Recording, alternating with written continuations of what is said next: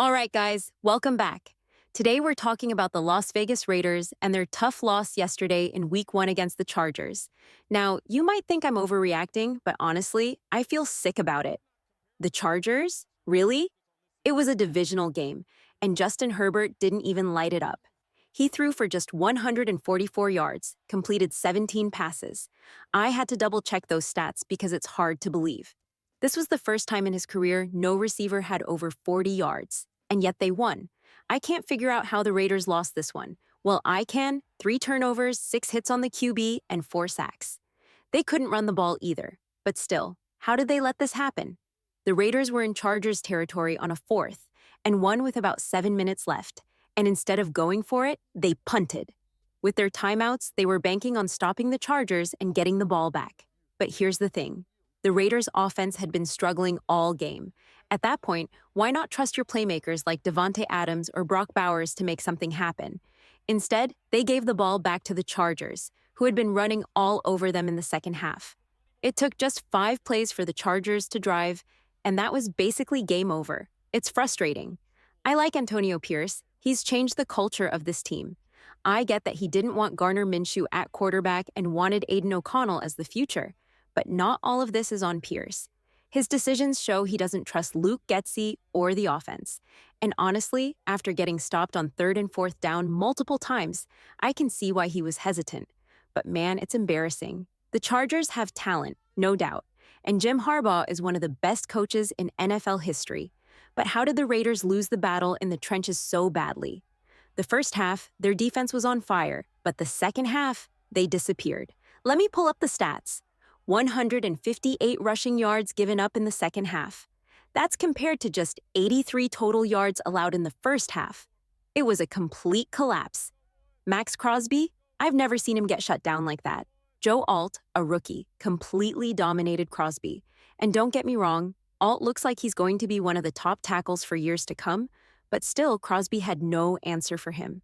On the flip side, Khalil Mack and Joey Bosa were causing all kinds of problems.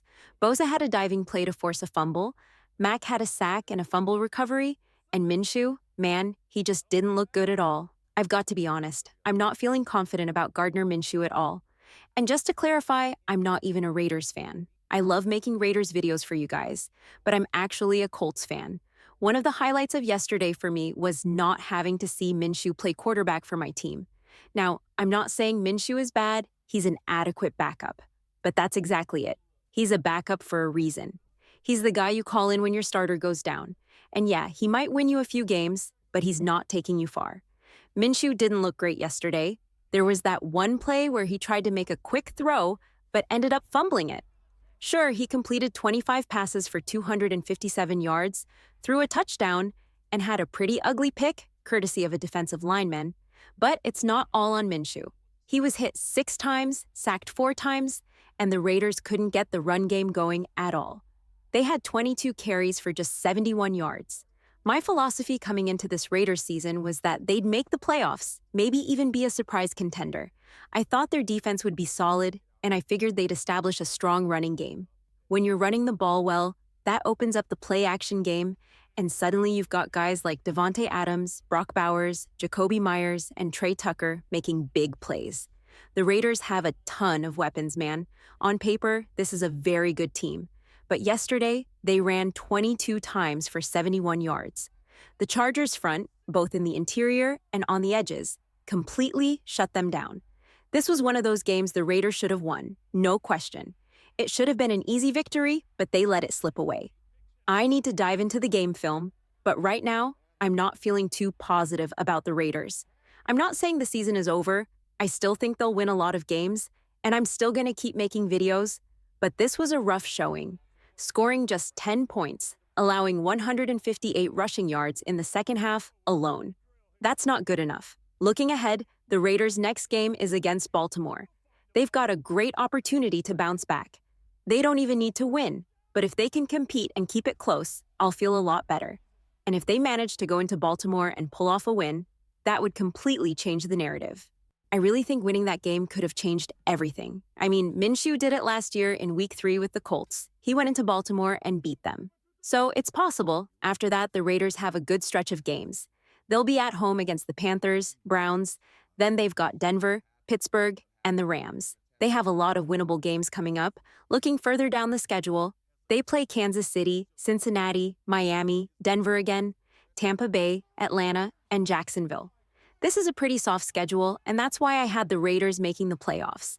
On paper, they're better than a lot of the teams they'll face this season. This loss to the Chargers could be a wake-up call. The Raiders need to take a long, hard look at themselves and figure out what they need to change to start winning games. Honestly, there wasn't much to be excited about in this game. Losing to a divisional rival always stings, but there just wasn't much to take away. I didn't even think the Chargers played particularly well.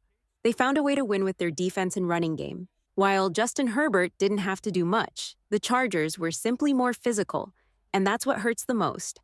Physicality was supposed to be the Raiders' strength this season, but it was completely missing in this game. It's only week 1, so I don't want to overreact, but I'd be lying if I said I wasn't worried about the Raiders. This was exactly the kind of game I didn't want to see. Turnovers, pressure on the QB, giving up tons of rushing yards, and collapsing in the second half. And what about that 4th and 1 decision? If you can't go for it when you only need 1 yard, what kind of message does that send to your offensive coordinator and your team?